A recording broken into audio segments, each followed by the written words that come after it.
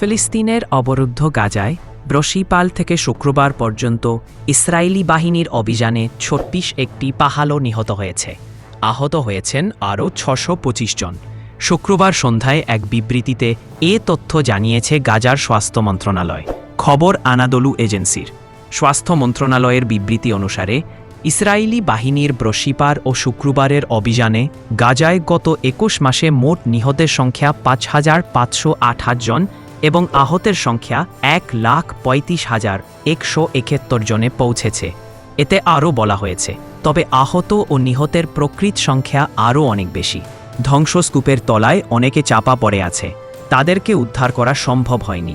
2023 সালের 7 October Israeli ভূখণ্ডে অতর্কিত হামলা চালায় ফিলিস্তিনি প্রতিরোধ আন্দোলন হামাস। এদিন তারা ইসরায়েলের 1,500 জনকে হত্যার পাশাপাশি 271 জনকে জিম্মি হিসেবে ধরে নিয়ে যায় তারা।